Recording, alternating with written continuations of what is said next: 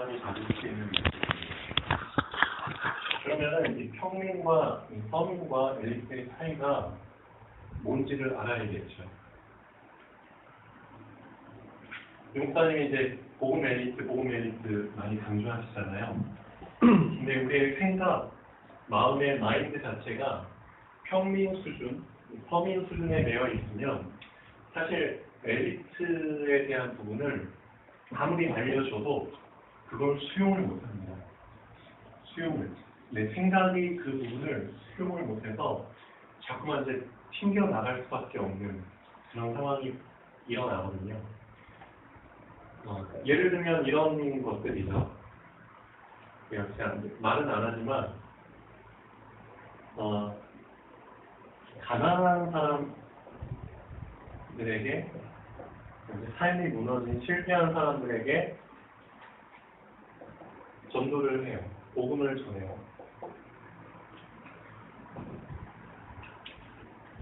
그렇다고 쳤을 때 가난한 사람들에게 복음을 전하면 그러면 복음을 전하는 나도 가난해야 되느냐 이거죠.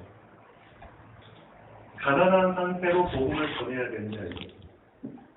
부자는 가난한 사람한테 복음을 전할 수 없냐 이거죠.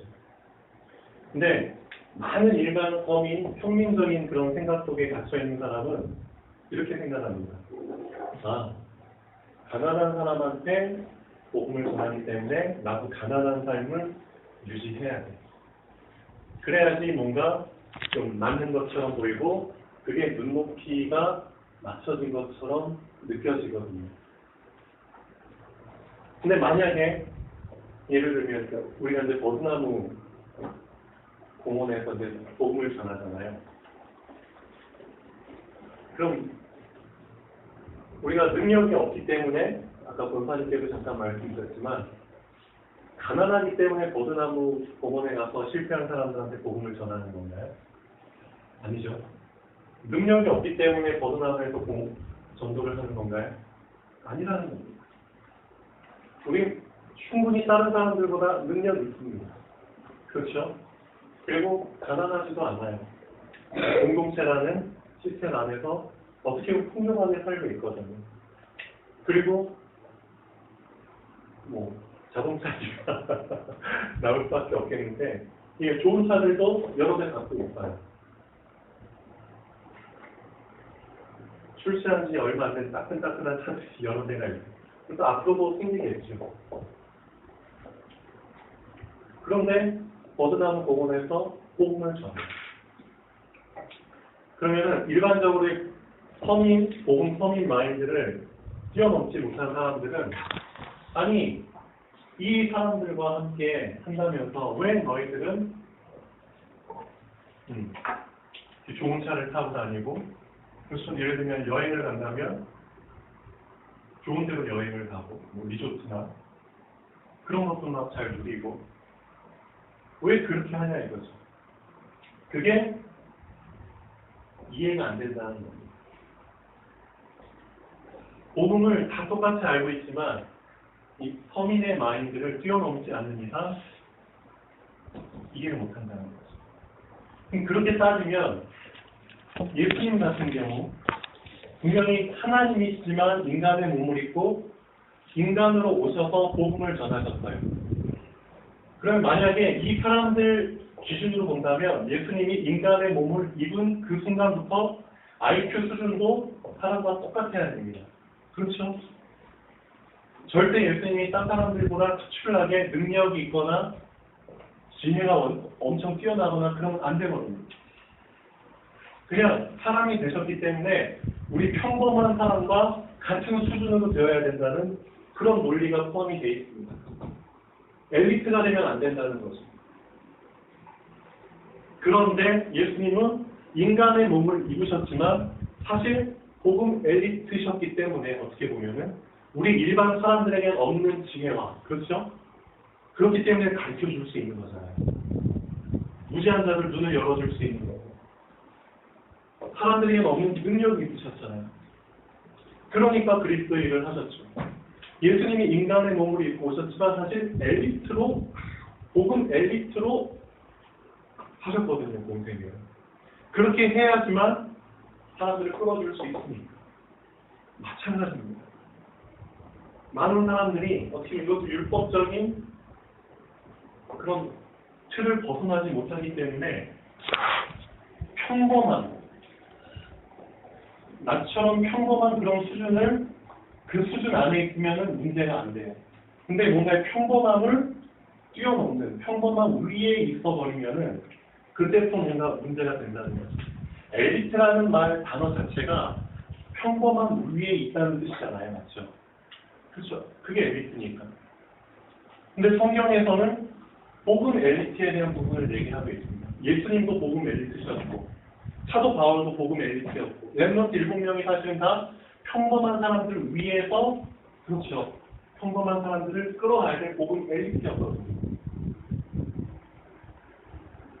이런 부분들을 수용을 못하게 되면은 사실 우리가 지금 이 공동체 안에서 하고 있는 일들 볼 때 이해가 되는 부분도 있지만 이해가 안 되는 부분들도 생기게 됩니다. 그러니까 그런 부분들 자꾸 충돌이 일어날 수밖에 없다는 거죠.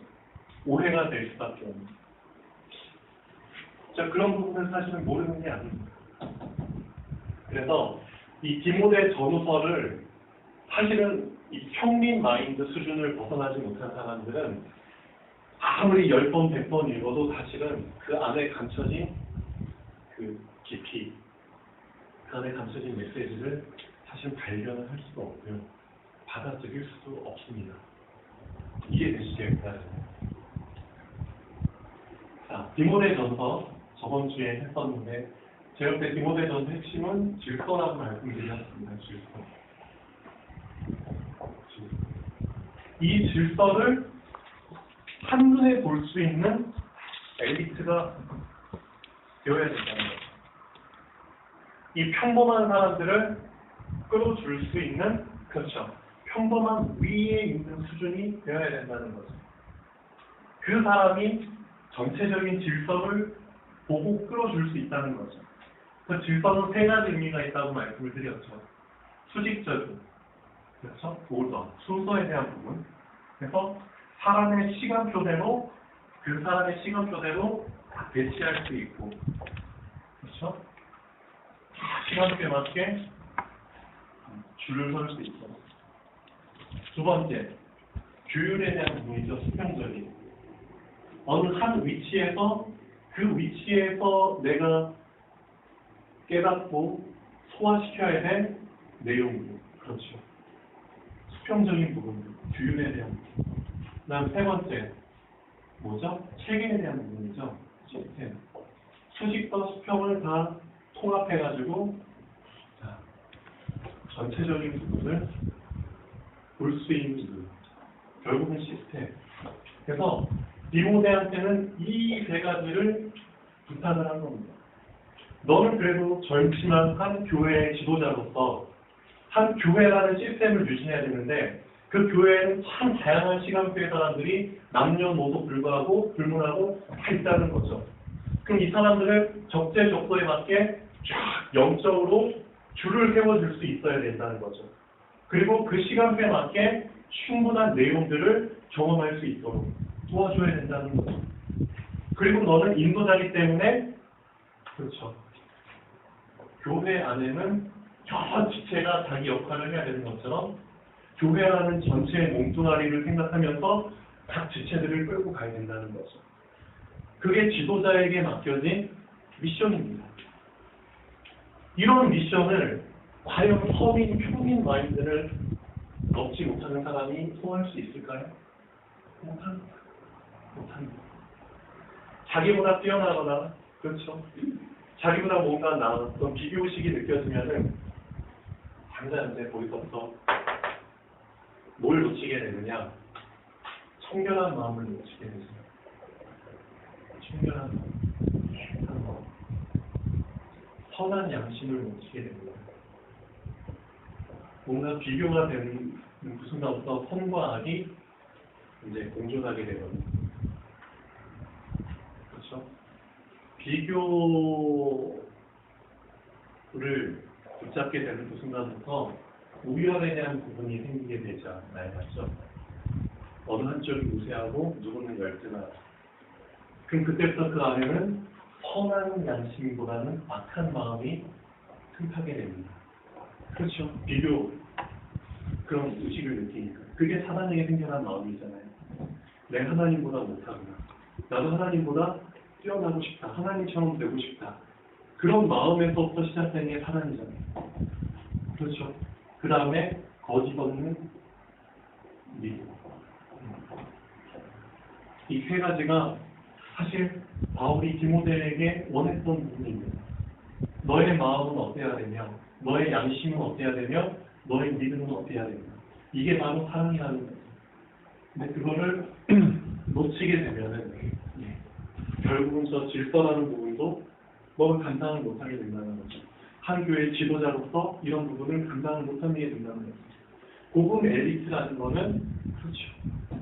이 부분을 충분히 자기 걸로 만들고 질서를 유지할 수 있도록 해주는 사람을 정말 복음 엘리트라고 하잖아요.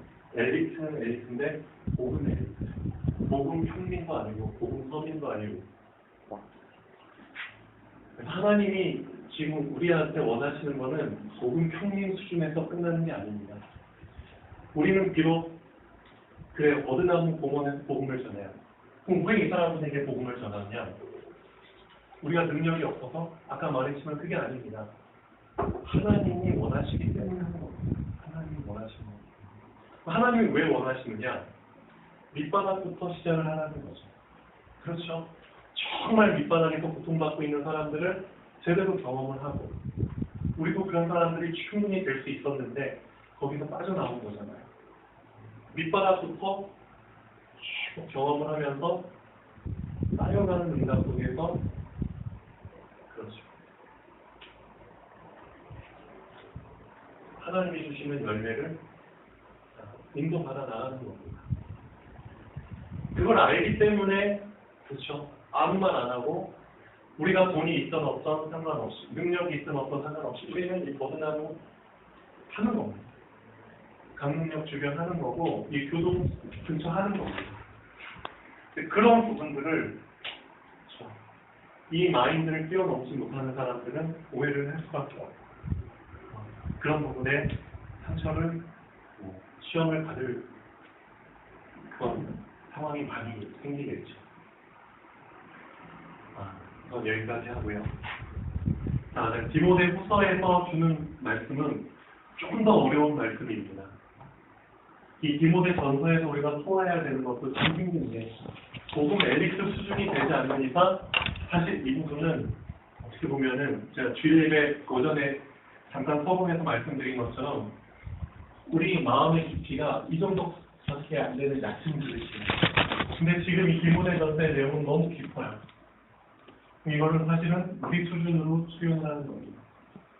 디모데 전서가 그냥 고스란히 갖고 있는 그 내용을 그대로 수용하는 게 아니라 우리 수준에서 그냥 그거를 얕게 받아들이는 겁니다. 자, 근데 디모데 후서는 좀 더 내용이 깊어요. 방금 읽으셨지만 디모데 후서에서 바울이 디모데한테 원하는 거는 고난입니다. 고난. 그럼 고난이 뭐냐? 고난이 무슨 뜻이냐? 우리가 일반적으로 알고 있는 그런 의미의 고난이 아닙니다. 어떤 기준을 우리가 붙잡게 되잖아요. 아니면 어떤 기준 속에 우리가 들어가게 되잖아요. 그러면 그 기준을 놓치지 않기 위해 감당해야 하는 모든 것이 바로 고난입니다. 바울이 말하는 고난의 의미는 이런 의미가 포함이 되어 있습니다. 디모데야, 너가 이제는 어떤 기준을 붙잡았구나. 어떤 기준 속에 너가 드디어 들어왔구나. 그렇다면 어떤 상황에서도 이 기준을 놓치지 않기 위해 감당을 해야 된다. 그거를 바울은 고난이라고 표현하고 있습니다. 자, 고난이라는 단어가 어디 나오는지 다시 한번 읽어보죠. 디모데후서 1장 8절 한번 보시죠. 그러므로 너는 내가 우리 주를 증언함과 또는 주를 위하여 갇힌 자된 나를 부끄러워하지 말고 오직 하나님의 능력을 따라 복음과 함께 고난을 받으라. 12절. 이로 말미암아 내가 또 이 고난을 받되 부끄러워하지 아니함은 내가 믿는 자를 내가 알고 또한 내가 의탁한 것을 그날까지 그가 능히 지키실 줄을 확신합니다. 바울 같은 경우는 어떤 기준을 붙잡았습니까? 어떤 기준 속에 자기의 삶을 들였습니까? 전도라는 기준을 붙잡았다는 거죠. 그렇죠? 복음 전도라는 기준. 이 복음 전도를 어떤 상황에서도 놓치지 않기 위해 감당을 해야 되는 모든 것. 그렇죠? 그거를 디모데한테 요구하고 있는 겁니다. 그렇죠? 그 기준이 문제를 좀 더 이따가 얘기 나눠보죠. 그래서 고난에 대해서 바울은 더 알기 쉽게, 이해하기 쉽게 디모데한테 이 고난을 세 가지로 또 예를 들어서 설명을 해주고 있습니다. 디모데후서 2장 3절을 보시죠. 너는 그리스도 예수의 좋은 병사로 나와 함께 고난을 받으라. 자,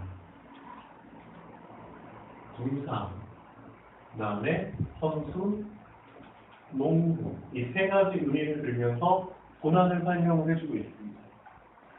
자, 군사는 어떤 기준 속에 들어온 사람입니까? 바울은 얘기하고 있죠. 군사로 모집한 자를 기쁘시게 하는 게 우선순위라는 거죠.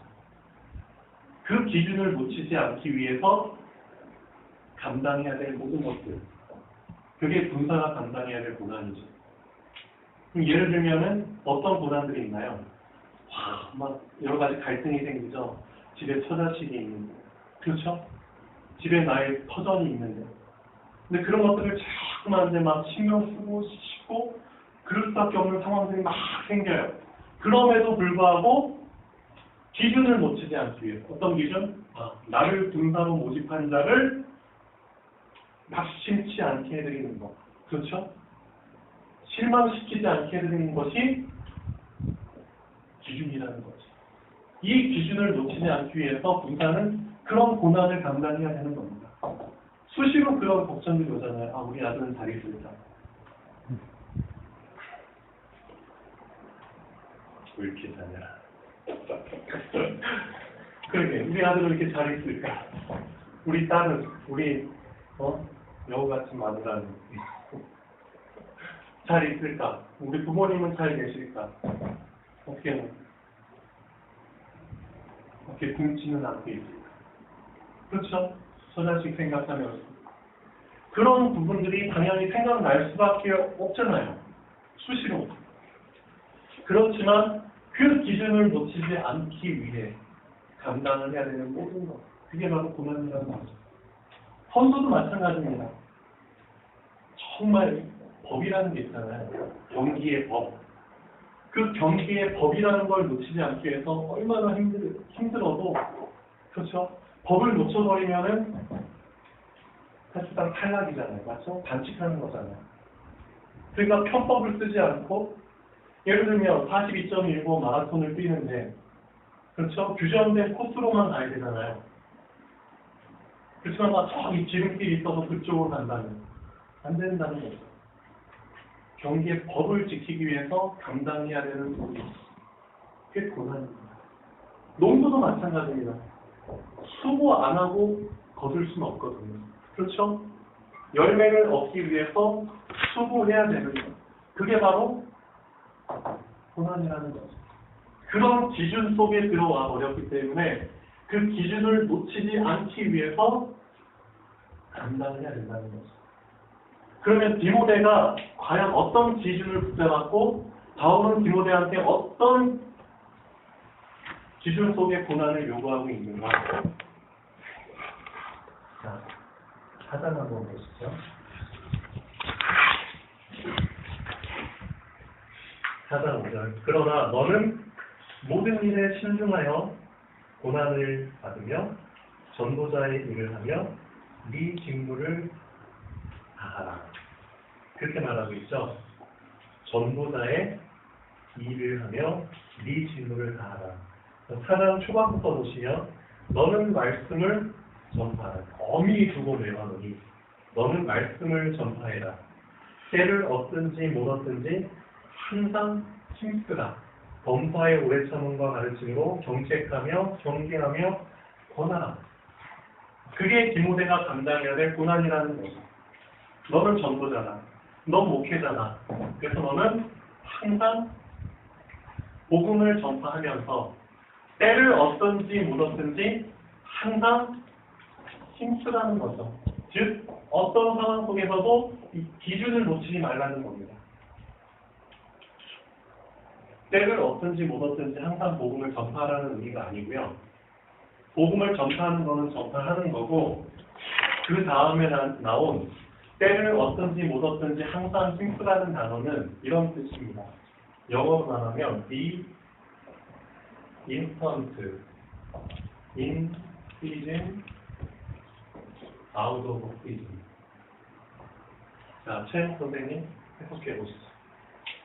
be instant, in season, out of season. in season. 자, 시즌 속에 있든지 때, 주어진 때, 네가 원하는 그런 때 속에 있든지 아니면 out of season. 그런 때 밖에 있든지 때를 얻든지 때를 못 얻든지 be instant 해라. 자, 우리 어르신분들 자, 인스턴트가 무슨 뜻일까? 인스턴트 식품이라고 알고 계시죠? 인스턴트 식품. 대표적인 인스턴트 식품이 뭘까요? 예, 라면이죠, 라면. 인스턴트라는 뜻은 내가 원하면 언제든지 즉시 먹을 수 있는 식품을 말합니다. 그래서 여기서 말하는 거는 때를 얻든지 못 얻든지 항상 준비된 상태에 있다는 뜻입니다. 복음을 전하는 건 전하는 거고 항상 준비된 상태, 즉 항상 기준을 놓치지 않은 상태에서 있다는 거죠. 이게 곧 고난입니다. 항상 준비된 상태에 있는 게 고난입니다. 얼마나 힘들겠어요. 때를 얻어서 준비된 상태에 있는 건 쉬워요. 맞죠? 네, 때를 못 얻는 그런 상황 속에서도 준비된 상태에 있으라는 것은 엄청 힘든 겁니다. 그런 고난을 내게하고 있는 겁니다. 항상 준비된 상태. 하나님이 언제든 원하시는 그 일에, 그 순간에, 그 자리에서 그 일을 할 수 있는 그런 상태. Be instant, in season, out of season. 자, 예를 들면 그러면 하나 예를 들어보죠. 이 말씀을 바울은 어느 정도 깊이로 얘기를 했는지, 고난이라는 걸 깊이를 얼마나 깊은 수준으로 얘기했는지 우리가 이해하는 깊이하고는 차이가 있습니다. 그래서 이 말씀은 사실 우리가 연습은 하고 있지만 우리는 사실 형편없이 하고 있는 겁니다. 그러면 예를 들어서 설명을 해보죠. 데살로니가전서 2장 9절 한번 읽어보겠습니다. 한 예입니다. 자, 한번 책찍단 읽어주시죠. 데살로니가전서 2장 9절. 2장 9절. 형제들아, 우리의 수고와 애통 옷을 너희가 기억하리니 너희 아무에게도 누구시지 않으면서도 밤과 낮으로 일하면서 너희에게 하나님의 복음을 전파하리라 하였느니라. 한 번만 더 읽어주시죠. 형제들아, 우리의 수고와 애통 옷을 너희가 기억하리니 너희 아무에게도 눈을 치지 아니하려고 밤과 낮으로 일하면서 너희에게 하나님의 복음을 전파하였느니라. 네. 자, 이 안에 담겨진 기준, 바울은 어떤 기준을 붙잡았나요? 이 안에서 너희 아무에게도 누를 끼치지 않겠다. 이게 바울에게는 기준으로 붙잡혀진 겁니다. 너희 아무에게도 나는 어떤 상황 속에서도, 그렇죠, 항상 때를 얻든지 못 얻든지 항상 준비된 상태라고 했잖아요.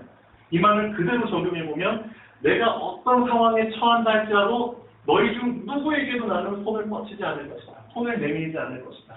혹시 내가 굶어 죽는 그 순간이라 할지라도 나는 절대 도움 안 받겠다. 그 정도까지 결단의 깊이가 엄청 깊었다는 거죠. 그렇기 때문에 그 기준을 지키기 위해서 밤과 낮으로 엄청 수고하고 엄청 애쓰면서 자비량으로 그럼 잠은 언제 자느냐? 그래서 이제 깊이가 나오는 겁니다. 잠을 못 자는 날도 수두룩했겠죠. 그러면서도 전도자의 직무를 해야 되니까 복음은 전해야 되고 눈은 끼치지 않아야 되고 때를 얻든지 못 얻든지 그렇죠? 이게 바울이 말한 고난의 깊이입니다. 정말 이 정도 깊이에 그렇죠? 애초에 시작할 때부터 이런 깊이를 가지고 시작을 했다면 그렇죠? 진짜 죽는 그 순간에도 좀 끼치지 않고 만약 죽는다면 죽겠지. 그 정도까지의 각오를 얘기하고 있는 거예요. 그 기준이라는 거. 그 기준을 놓치지 않기 위해서 그런 고난을 너는 받아라. 디모데한테 주는 그 말의 깊이가 이건 진짜 아무나 받을 수 없는 말입니다. 진짜 평범한 범인들은 복음 표민들은 사실 절대 소화 못합니다.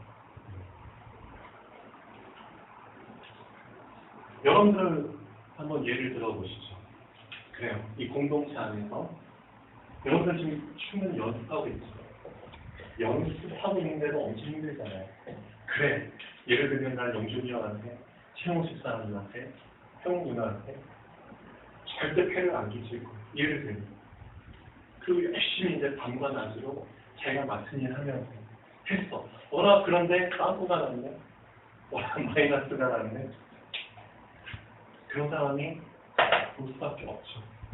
그럼 그런 상황이 왔을 때 실제 그러면 죽기 살기로 나는 절대 눈을 끼치지 않을 거야. 어떻게 보면 차이가 좀 느껴지시죠. 그런 겁니다. 내가 정말 며칠 밤을 못 자더라도 내 몸이 부서지는 한이 있더라도 난 내 앞가림 하면서 그런 걸 디모데한테 요구한 겁니다. 그런 거예요. 근데 우리는 거기까지는 아니더라도 이 연습만 했는데도 불구하고 이게 얼마나 감당하기 힘든 말인가를 우리는 뼈저리게 느끼고 있어요. 왜 신세지고 싶겠어요? 그렇죠? 당연히 누를 끼치고 싶지 않죠. 그런데 그 마음이 정말 마음뿐이진 않겠지만 그만큼 그의 행동으로 지속이 된다는 것.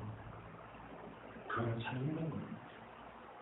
그런 부분을 사도 바울은 디모데한테 요구를 하고 있습니다. 근데 저도 그랬던 것 같아요. 사실 저는 이제 가난한 집안에서 태어나서 경제적인 혜택을 사실상 거의 못 보고 재수를 했고 상수를 했고 재수할 때도 사실은 방학금 받으면서 학원에 다녔죠. 그리고 대학교 가서도 학자는 영장 받고 졸업해서 갚고 부모님이 거의 도와주시지는 못했죠. 경제적으로 없으니까 주한받은 제 옆에 봤기 때문에 알고 있죠. 어찌됐든 누를 끼치지 않아야 되기 때문에 저도 모르겠어요. 제가 그 당시에 이런 복음의 깊이가 없었지만 그냥 제 마음 양심상도 가정에 절대 누를 끼치면 안 되겠다. 나 이미 성인 아니냐. 그렇죠. 그런 마음이 있었던 것 같아요. 그 주변에도 누를 끼치지 말자. 가난하지만 없는 내색하지 말고 그렇죠. 언제나 떳떳한 것처럼 밝은 것처럼. 저도 모르게 그냥 하나님 그렇게 인도하셨던 것 같아요. 하루 한 끼 먹지만 전에도 말씀드렸죠. 그 잠은 실험실 책상에서 자지만 그러다가 참 부끄러운 일도 참 많이 당했어요. 청소한 아줌마한테 막 들키고 화장실에서 샤워하다가 막 도망간 적도 있고 목격할 데가 없으니까 참 그런 좀 비참한 상황들도 좀 여러 번 겪었고 그렇지만 그런 거 주변에 얘기한다고 쉬울 거 없잖아요. 오히려 마음만 더 아프죠. 그렇게 몇 년을 살았어요. 그리고 나서 드디어 학생연구원 돼가지고 한 달 15만 원 받는 거. 그렇죠. 처음으로 이제 돈을 번 거예요. 학생연구원. 또 어떻게 돈을 벌었느냐. 남들 하는 공부 저도 똑같이 해야 돼요. 학생이지만. 그리고 남는 시간에 밤과 낮으로 교수님 도와서 실험하는 걸 도와줬어요. 밤 12시 넘어서 끝나는 적도 많았어요. 그렇게 하면 교수님이 그래 점심 하실 때 언제나 저를 불러서 같이 점심 먹고 그렇게 끼니 해결돼요. 잠은 실험실에서 자고 그렇게 피곤하지만 남들 하는 공부 똑같이 해야 돼요. 그런 시기를 거쳤습니다. 밤과 낮으로 수고하고 애쓴 것은 그냥 좀 그게 맞다고 봅니다. 어느 정도까지 내가 정말 이거를 이 고난이라는 기준을 깊이 붙잡았냐에 따라서 사실은 그 사람의 삶의 그 행동이 달라지잖아요. 나타나잖아요. 그렇죠? 그런 부분을 바울은 디모데한테 요구하고 있는 겁니다. 너는 고난을 받아라. 이런 고난을 받아라. 절대 그 기준을 놓치지 않기 위해서 그렇죠?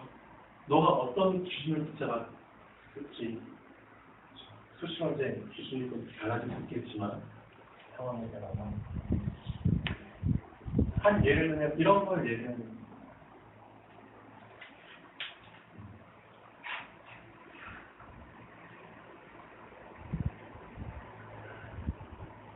아마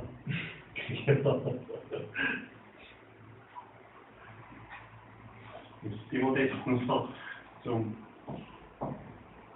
우리하고는 좀 별개의 메시지 같죠. 근데 여러분은 복음 엘리트 실제적으로 김사님이 참 원하시는 그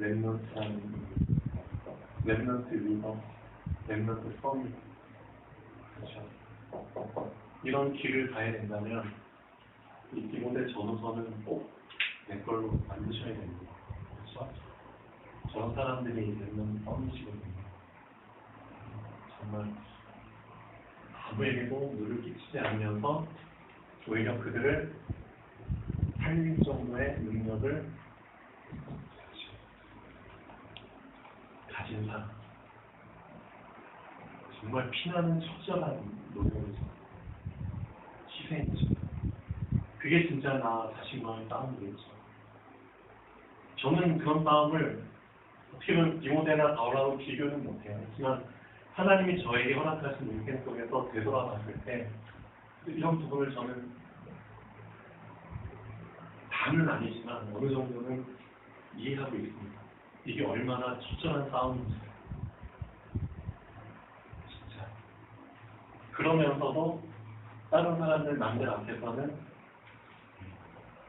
그런 내색을 하지 않고 언제나 항상 준비된 상태로 있어야 되는 그것도 진짜 힘들죠.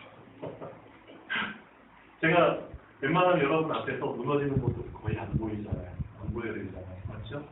제가 무너지는 모습 본 적 있습니까? 거의 못 보셨죠. 지금도 마찬가지입니다. 앞으로도 그러겠죠. 근데 아시겠지만 지금도 계속 싸우고 있습니다. 누를 끼치지 않기 위해서. 그리고 어쨌든 여러분들에게 조금이라도 도움이 되고 시스템을 유지하고 확장시키고 앞으로 올 사람들을 수용하기 위해서 큰 싸움을 싸우고 있습니다. 그래서 밤과 낮으로 예전보다는 이제 그런 모습이 덜 보이죠. 왜냐하면 어느 정도 안정됐습니다. 그렇지만 그런 마인드는 변함이 없습니다. 그래서 오늘로 이제 디모데 전서가 끝나는데요. 그냥 가볍게 받지 마시고요. 진짜 좀 내 자신을 추스리고 나는 과연 이 디모데처럼 이런 질서 속에서 이런 기준을 놓치지 않기 위해서 바울이 요구하는 이런 고난을 과연 난 감당할 수 있을까? 한 번이라도 좀 생각해보면 좋을 것 같아요. 그리고 좀 더 연습을 조금 더 한번 제대로 할 수 있도록 동기부여가 되면 참 좋을 것 같습니다. 네. 지금 말하면 여러분들한테도 계속 비판되고 질만될 수 있으니까 어찌됐든 디모데 전서의 깊이는 이 정도라는 거. 더 깊겠죠, 사실은. 자, 그래서 여기까지 하겠습니다.